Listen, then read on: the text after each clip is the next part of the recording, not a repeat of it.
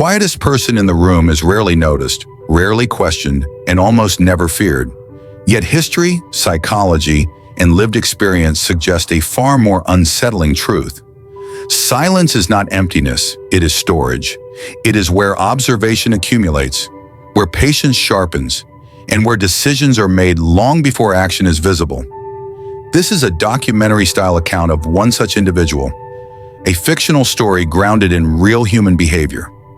It explores why silence often hides strength, why restraint outperforms noise, and why the person who speaks the least is sometimes the most dangerous of all. In a mid-sized city driven by ambition and competition, there worked a man named Elias Ward. He held no senior title, led no meetings, and contributed little during discussions. While others argued loudly for influence, Elias listened. He arrived early, left late, and spoke only when spoken to. Colleagues assumed he lacked confidence or intelligence. Managers overlooked him for promotions. In reality, Elias was mapping everything: power dynamics, emotional weaknesses, decision patterns. Silence gave him invisibility, and invisibility gave him time. While others performed, Elias prepared, unnoticed, and underestimated. Elias understood something most people never learn. People reveal more when they believe they are not being judged. In meetings, executives contradicted themselves. Team leaders exposed insecurities through jokes. Rivals disclosed ambitions disguised as complaints. Elias said nothing, but he remembered everything. His silence became a mirror, encouraging others to speak freely. Over months, he built a complete psychological profile of the organization. He knew who feared replacement, who needed validation, and who made impulsive decisions under pressure. Information accumulated quietly, like pressure behind a sealed door. When the company entered a crisis, declining revenue, internal conflict, leadership uncertainty, the loudest voices rushed forward. They proposed bold ideas, demanded attention, and clashed publicly. Elias remained silent, but behind the scenes he documented failures, tracked inconsistencies, and quietly supported smaller teams that leadership ignored. He never claimed credit, he simply positioned himself where outcomes mattered. Silence allowed him to move without resistance. While others fought for visibility, Elias built leverage. Power, he knew, is not claimed. It is accumulated until it becomes unavoidable. The turning point came during a board review. Executives were unprepared, defensive, and fragmented. When questioned about operational failures, no one had clear answers. Then, unexpectedly, Elias was asked to speak.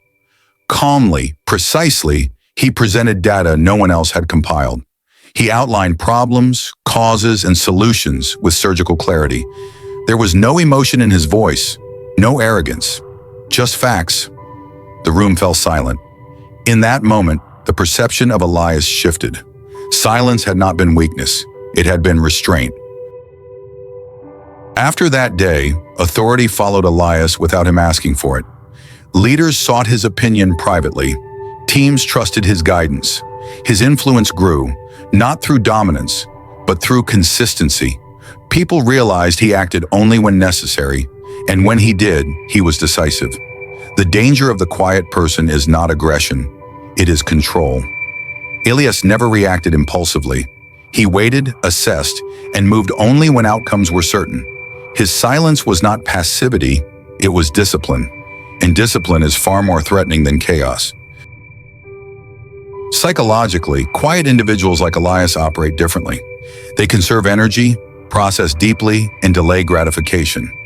While loud personalities seek immediate validation, the quiet observe long-term patterns. They are less predictable, harder to manipulate, and more resilient under pressure. Silence reduces exposure. It prevents mistakes. It allows for internal clarity. When action finally comes, it is intentional. This is why the quietest person often dominates critical moments, not because they seek power, but because they are prepared when power becomes necessary. Elias never celebrated his rise. He did not post announcements or seek applause. Even as he assumed strategic control, he maintained the same demeanor. Colleagues who once ignored him now measured their words carefully around him. They understood, too late that silence had given Elias an advantage they could not replicate overnight. He had spent years listening while others talked. The imbalance was irreversible. Silence had compounded into authority, and authority had become influence without resistance. The most dangerous aspect of the quiet person is not their intelligence, but their timing. Elias acted only when the environment was ready. He never exposed himself unnecessarily. When conflict arose, he resolved it efficiently. When decisions were required, he made them without hesitation. People feared him not because he was cruel, but because he was composed. Calm under pressure unsettles those driven by emotion. Silence, when paired with clarity, becomes a weapon no argument can defeat. This story is not a warning against quiet people. It is a warning against underestimating them. The loud demand attention, the quiet earn control. Silence allows for observation, patience, and precision.